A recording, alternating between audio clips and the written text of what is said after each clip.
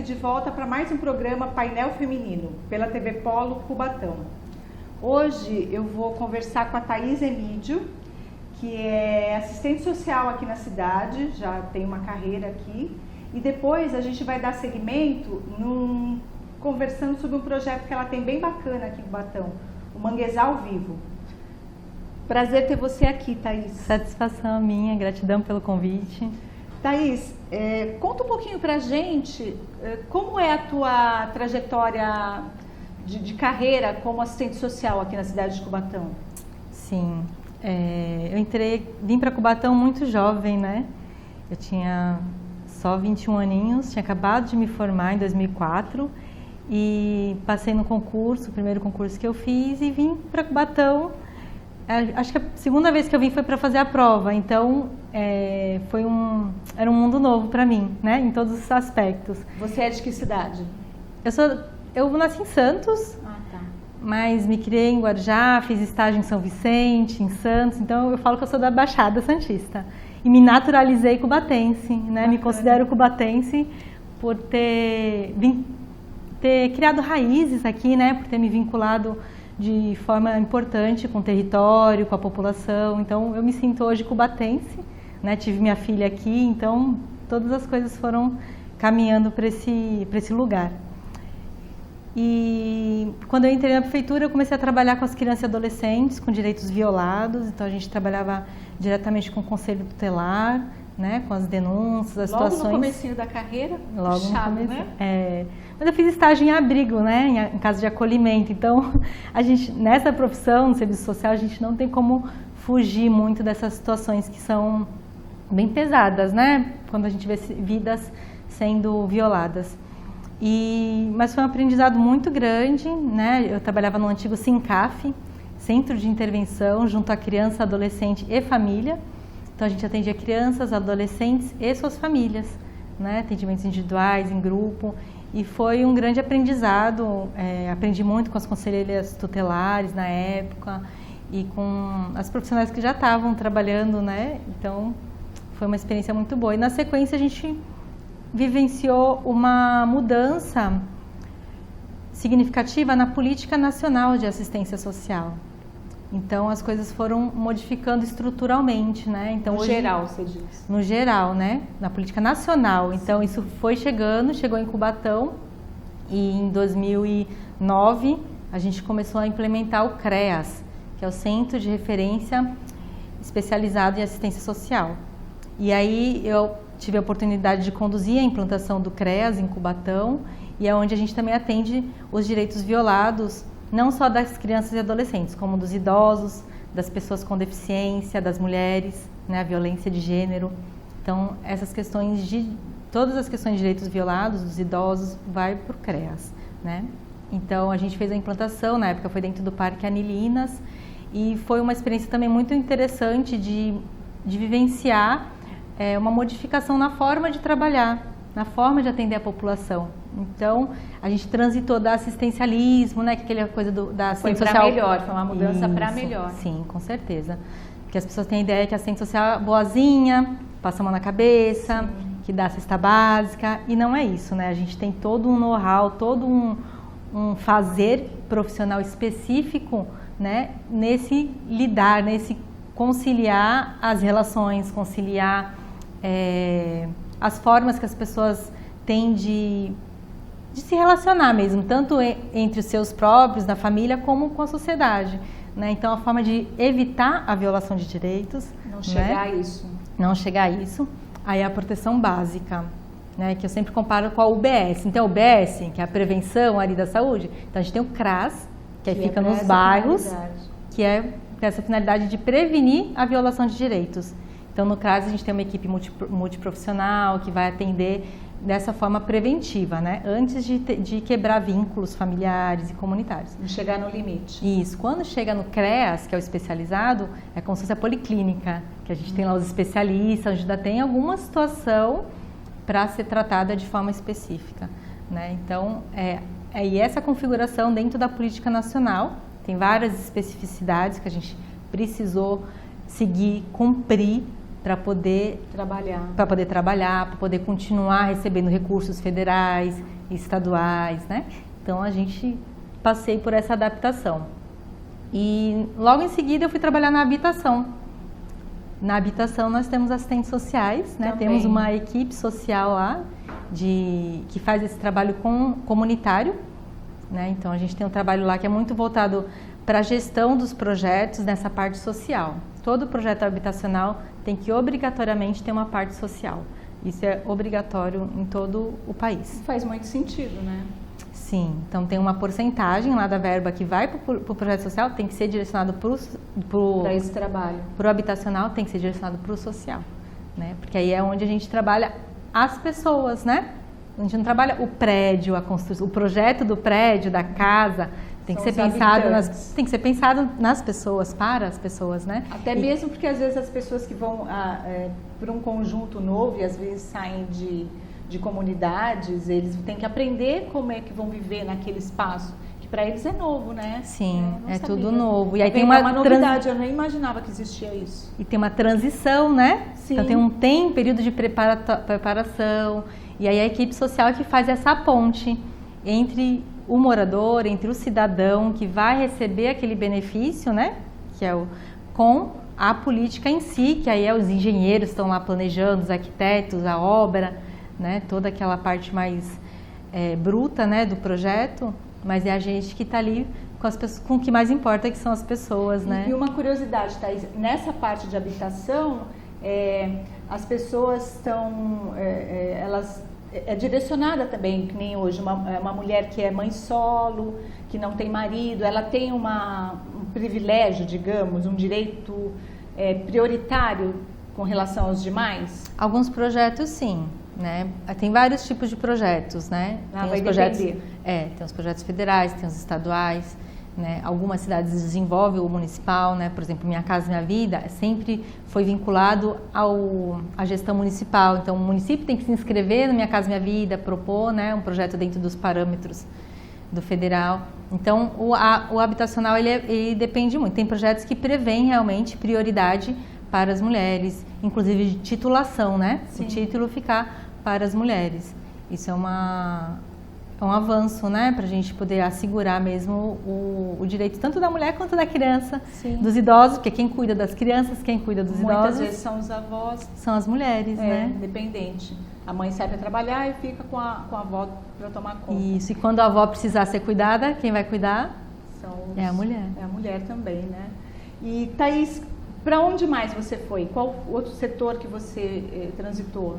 Então, aí quando eu saí da habitação, eu fui para a fábrica da comunidade, antiga fábrica da comunidade, que já tinha sido desativada, né? Então a gente trabalhou a implantação da fábrica de costura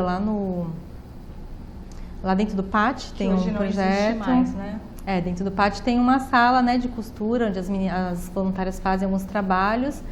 E na sequência eu fui para o CRAS, que é a básica, né? Então eu fiquei uns 4, 5 anos lá dentro do CRAS do Bolsão, dentro do Céu das Artes, onde a gente desenvolvia o trabalho mais próximo da comunidade, dentro dessa perspectiva de prevenção, né? Prevenção às violências, prevenção às violações de direitos. No geral.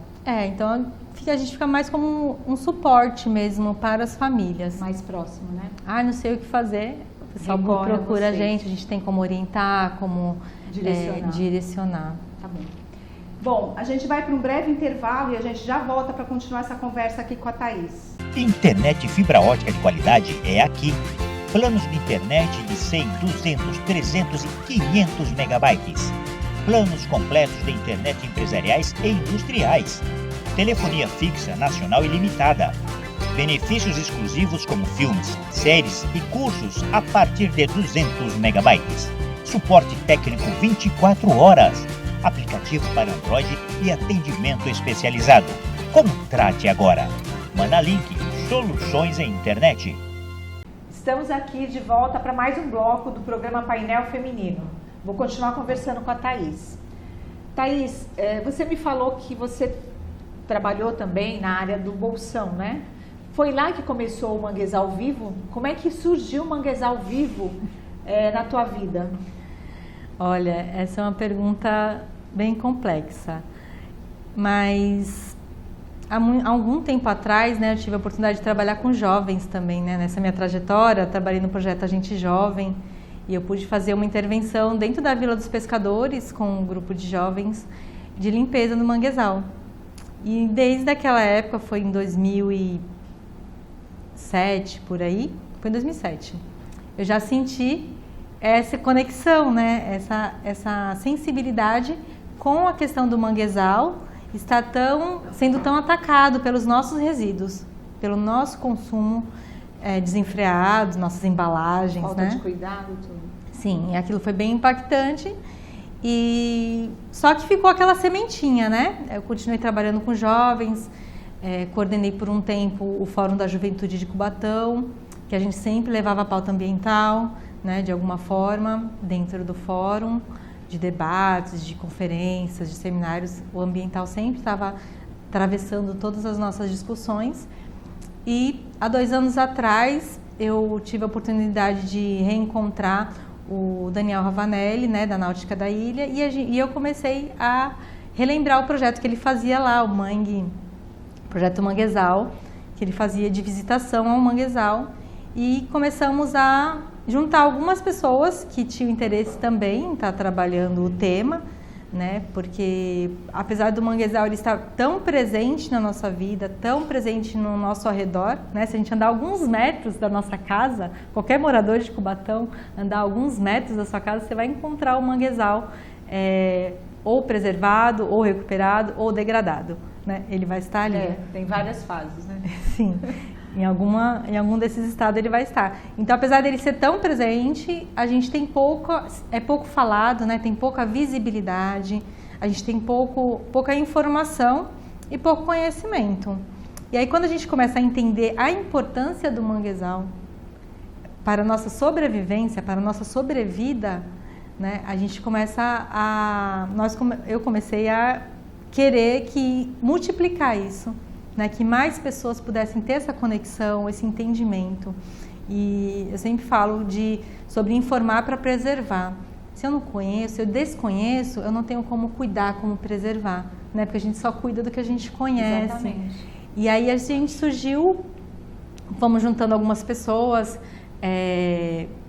que se conectaram, né, com esse tema, né? Então a gente é um grupo de profissionais, de pessoas que têm interesse de trabalhar esse tema, e a gente foi pensando em propostas para estar desenvolvendo essa formação, formar monitores que possam ser multiplicadores, a gente chama até de guardiões do manguezal, né? Porque em qualquer lugar que a gente estiver, a gente vai poder estar orientando as pessoas sobre o que é o manguezal e a importância dele. E o projeto, Thaís, ele é realizado com emenda, não é isso?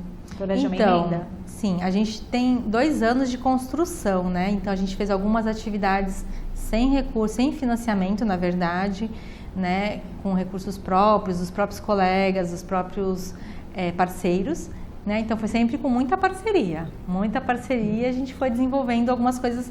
A gente tem um Instagram, @manguezalvivo, onde a gente registrou, né, a maior parte da nossa atividade, e a gente começou a escrever editais, a gente começou a jogar para o universo, né, as nossas ideias, nossas propostas, e isso começou a tomar forma, né? Aí o projeto começou a tomar uma forma, né? A ser desenhado. Aí a gente fez o ciclo de oficinas no ano passado, que também trouxe uma força da gente demonstrar a capacidade de execução, né? Realmente o grupo estava... Que é importante, né? Para acreditarem nisso. Sim, capacidade de articular parcerias que viabilizem as ações. E aí a gente conseguiu, juntamente com a FLE, Produção Cultural, captar uma emenda, um recurso de emenda, né? Então a gente está com uma equipe lá desenvolvendo esse projeto, que é a formação de monitor ecocultural. Porque a gente conseguiu elaborar um produto que é o passeio ecocultural. Então a gente tem o passeio cultural do Manguezal Vivo, que é um passeio hoje a gente usa caiaque, né? Mas a ideia é ter uma embarcação sem motor, uma embarcação sustentável, né? Para poder chegar até o manguezal e vivenciá-lo, né? Reconhecer sua importância, reconhecer suas características que às vezes a gente passa tão batido, não percebeu, né, que aquela árvore é diferente, é uma árvore de mangue. E reconhecer esses detalhes, ver as aves de perto, né, e se reconectar. Então esse é o nosso objetivo maior. E uma das ferramentas é o passeio ecocultural. E a gente conseguiu a formação dos monitores por meio de emenda. Quantos monitores foram formados? A gente abriu 15 vagas e a gente está formando 8 monitores. E esses que vão ser formados numa outra etapa? Os demais ou não? Ou serão 8? A gente tem 8 se formando, que conseguiram completar, né, a formação. Sim. Abriu para 15 Isso. E 8 continuaram até agora. Sim. Aí a gente está, né, na fase já final, esses 8 estão se formando mesmo e vão poder atuar dentro do projeto com passeios. Então, quer dizer, o projeto também tem a preocupação de formar essas pessoas com um olhar para captação de trabalho, que eles possam estar aptos a trabalhar com isso, né? Uma formação profissional. Sim, a ideia é que eles consigam atuar profissionalmente e atender grupos diversos, né? Tanto grupos de cubatense, que acaba sendo o nosso principal objetivo, né? Hoje a gente é um projeto cultural, por isso o ecocultural, e o cubatense se apropriar do seu território, mas também públicos visitantes que possam reconhecer as belezas que tem Cubatão, né? Então a gente tem a Serra do Mar e a gente tem o Manguezal, né? Então a gente conseguir trazer essa diversidade. Eu estou falando, mas eu fui uma das pessoas que foi presenteada, porque eu digo que eu fui presenteada, em participar do passeio, mas a gente vai para um breve intervalo e a gente já volta para conversar. Vou contar a minha experiência também, de como foi bom. Internet fibra ótica de qualidade é aqui. Planos de internet de 100, 200, 300 e 500 megabytes. Planos completos de internet empresariais e industriais. Telefonia fixa nacional ilimitada. Benefícios exclusivos como filmes, séries e cursos a partir de 200 megabytes. Suporte técnico 24 horas. Aplicativo para Android e atendimento especializado. Contrate agora. Manalink, soluções em internet. Vamos voltar aqui para o nosso papo e agora a Thaís vai contar, e eu também vou dar a minha experiência, de como é que foi o passeio no Manguezal. Então, eu recebi o convite através do Instituto Carlos Cruz Kickboxing, que eu também faço parte. E nós conseguimos colher 10 pessoas para poder participar desse passeio. E todo mundo adorou. Eu era uma pessoa que estava com muito medo, porque eu tenho medo de água. Eu confesso, eu estava bem preocupada mesmo. Mas chegando lá, eu vi como funcionava o projeto, a qualidade do atendimento dos monitores, das monitoras, vi todo o equipamento que estava muito em condições, então eu me senti bem segura para fazer o passeio, adorei, quero mais, se puder eu estou dentro. Então eu queria falar para que a Thaís contasse como é que funciona esses passeios, como é que foram os que ela já fez, né? Porque eu acho que esse foi o último, pelo menos dessa fase, mas contar como é que foram os demais. Então, a equipe do projeto, dentro do plano de trabalho do projeto, a gente previu o atendimento social, que a gente fala, né? Que é o atendimento gratuito, que acabou sendo um estágio para os monitores. E a gente selecionou grupos de interesse social da cidade, a gente acionou vários, né? Nem todos conseguiram conciliar a agenda, nem todos tinham disponibilidade, alguns tinham muito medo mesmo, muito medo da água, e tem gente que realmente não tem essa disposição de encarar o medo, né? Então, alguns grupos a gente não marcou, porque realmente as pessoas têm esse receio. E aí um desses grupos que a gente acionou foi do Instituto Carlos Cruz, e a Cris, mesmo com medo, teve coragem, encarou esse desafio, e parabéns, parabéns, porque eu sei que não é fácil, né? É realmente uma superação.